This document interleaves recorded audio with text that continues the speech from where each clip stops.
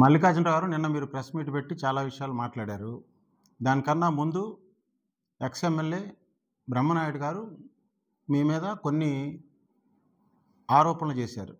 వాటికి మీరు ఇచ్చినటువంటి సమాధానం సంతృప్తికరంగా లేదు. ఆయన ప్రధానంగా లేవలెత్తిన అంశాలు ఒక ప్రతిపక్ష నాయకుడిగా ఈ వినుకొండ ప్రజల పక్షాన వినుకొండలో ఉన్నటువంటి పంచాయతీ చెరువులు కానీ, ఈ మేజర్ చెరువులు ఏవైతే ఉన్నాయో వాటిలో ఉన్నటువంటి చేపల మీద మీరు వ్యాపారం చేస్తూ ఉన్నారు. అవి నిజానికి ఎవరికైతే పేద వర్గాలకు దక్కాలో వాళ్ళకి దక్కటం లేదు, ఆ సొసైటీలకు దక్కటం లేదు, బడుగు బలహీన వర్గాలకు దక్కటం లేదు అనేటువంటి ఆరోపణ ఆయన చేశారు. దానికి మీరు చెప్పినటువంటి సమాధానం సంతృప్తికరంగా లేదు. మీరేం చెప్తున్నారు? నేను లాగులేసుకున్నప్పటి నుంచి వ్యాపారం చేశాను, చేపల వ్యాపారం అన్నారు. మంచిది. కానీ ప్రైవేట్ చెరువుల్లో వ్యాపారం చేస్తే అది అందరికీ ఎవరికి ఆక్షేపణీయం కాదు. ఇక్కడంతా కూడా గ్రామాలకు చెందిన పంచాయతీ చెరువులు, వాటిలో చేపలు ఉంటాయి. దీంట్లో ప్రభుత్వం యొక్క ఉద్దేశం ఏంటి? అక్కడ ఎవరైతే పల్లెకారులు కానీ, రజకులు కానీ, సన్న కులాల వారు కానీ, ఆ చేపల చెరువుల మీద బతికే వాళ్ళు ఎవరైతే ఉంటారో, చేపలు పట్టడం ద్వారా బతికే వాళ్ళు ఎవరైతే ఉంటారో వాళ్ళందరూ ఒక సొసైటీగా ఏర్పడితే వాటికి మాత్రమే, ఆ సొసైటీలకి ఆ చెరువులు ఇవ్వాలి, పంచాయతీ చెరువులు ఇవ్వాలి అనేది చట్టం చెప్తా ఉన్నది. వాళ్ళే స్వతహాగా ఆ సొసైటీని నడుపుకోవాలి. దానికి స్కిల్ టెస్ట్ అనేది కూడా చెప్తారు. దాంట్లో ఆ స్కిల్ టెస్ట్లో ఎవరైతే పాస్ అవుతారో వాళ్ళందరూ కూడా ఆ సొసైటీలో సభ్యులుగా ఉంటారు. వాళ్ళకి ఈతొచ్చి ఉండాలి, చేపలు పట్టడం తెలిసి ఉండాలి. వాళ్ళు మాత్రమే ఆ చేపల్ని పట్టడానికి, అమ్మటానికి అర్హులు.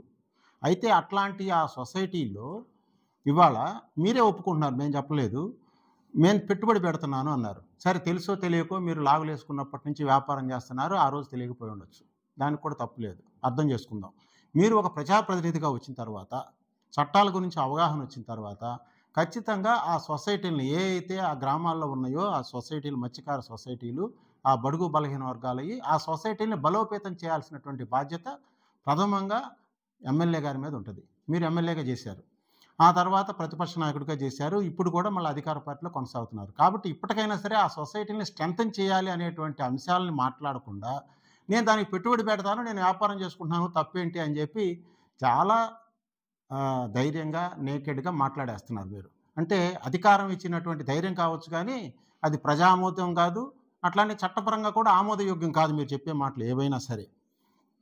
ముఖ్యంగా మీరు చెప్తున్నట్టు కూడా జరగట్లేదు అనేది ఇక్కడ మాకు అందరికీ అర్థమవుతున్న విషయం. ఏ సొసైటీలో కూడా వాళ్ళు సొంతంగా చేయట్లేదు. ఖచ్చితంగా అదంతా కూడా రాజకీయ ప్రాబల్యం కలిగిన వ్యక్తులు మాత్రమే దాంట్లో చేపలు వేస్తున్నారు. ముఖ్యంగా అది మీ మీద ఆరోపణ ఉన్నది. ప్రధానమైనటువంటి ఆరోపణ కొండ్రముట్ల చెరువు, పెదకంచెర్ల చెరువు, అగ్నిగుండాల చెరువు, ముక్కెళ్లపాడు చెరువు, ఇట్లాంటి అనేక చెరువుల పేర్లు నిన్న స్పష్టంగా బ్రహ్మనాయుడు గారు చెప్పారు. వీటన్నిటిలోనూ కూడా సొసైటీలు ఉన్నాయి. ఆ సొసైటీలు నిజంగా వాళ్ళే చేస్తున్నారా? మీరు చెప్పిన పద్ధతుల్లోనైనా సరే కనీసం ఆ సొసైటీలకు పెట్టుబడి పెడితే, ఆ పెట్టుబడి తీసుకుని వాళ్లే పిల్లల్ని వదిలి, వాళ్లే దానికి కాపలా ఉంటూ, వాళ్లే దానికి ఫీడ్ ఇస్తూ, దానికి జీతబత్యాలు ఇస్తూ, వాళ్లే మెయింటైన్ చేసుకుంటూ, దాని మీద వచ్చినటువంటి ఆదాయం మొత్తాన్ని కూడా వాళ్లే అనుభవిస్తున్నారా? మీకు అమ్మగా వచ్చిన ఆదాయాన్ని కూడా పోనీ మీరేదో కొనుక్కుంటున్నా అన్నారు కదా, నిజంగా అది కూడా జరుగుతున్నదా? మీరు వాళ్ళ దగ్గర చేపలు కొనుగోలు చేస్తే మీ ద్వారా వచ్చినటువంటి డబ్బుల్ని వాళ్ళందరూ పంచుకుంటున్నారా? అట్లా కాకుండా ఇవాళ మాకు తెలుస్తా ఉన్న విషయం, ప్రజలందరికీ తెలిసిన విషయం ఏంటి? వాళ్ళందరి దగ్గర కూడా వాళ్ళని చాలా నామమాత్రం చేసి ఆ సొసైటీలని, వాళ్ళకి పండక్కి పబ్బానికి ఒక చీరో లేకపోతే ఒక డ్రెస్సో కొనిపెట్టేసి, వాళ్ళకి ఒక ₹1000, ₹2000 ఇచ్చేసి, ఆదాయంతో, లెక్కలతోటి, ఖర్చులతోటి వాళ్ళకి ఏం సంబంధం లేకుండా ఆ చేపల చెరువులను మెయింటైన్ చేస్తూ ఉన్నారు. ఇది ప్రధానమైనటువంటి ఆరోపణ. సరే, దీని ఆరోపణగానే చెప్తున్నాను నేను కూడా. దీని మీద ఇప్పటికైనా సరే బ్రహ్మనాయుడు గారు చేసిన ఆరోపణ మీద కానీ, మీరు చెప్పినటువంటి సమాధానం మీద కానీ, ఇవాళ ఒక రిటైర్డ్ జడ్జి చేత మనం ఒక విచారణ కొనసాగిద్దాం. ఒక విచారణ కమిటీని వేయండి. వాళ్ళు వచ్చి ఈ సొసైటీలో ఉన్నటువంటి సభ్యులు ఏ రోజైనా సరే ఆ చేపల చెరువుల్లోకి వెళ్ళారా? వాళ్ళకేమైనా దాని ఫలాలు అందుతున్నాయా లేదా? ఆ సొసైటీ సభ్యులందరికీను దాని మీద వచ్చేటువంటి ఆదాయం వాళ్ళకి చెందుతుందా లేదా? ఆ గ్రామానికి చెందుతుందా లేదా? లేకపోతే వాళ్ళే ఆ ఫీడ్ తెచ్చుకుంటున్నారా? వాళ్ళే చేపలను వదులుతున్నారా? లేకపోతే ఇంకెవరైనా సరే బడా పెట్టుబడిదారులు వచ్చి చేపలు వదులుతున్నారా?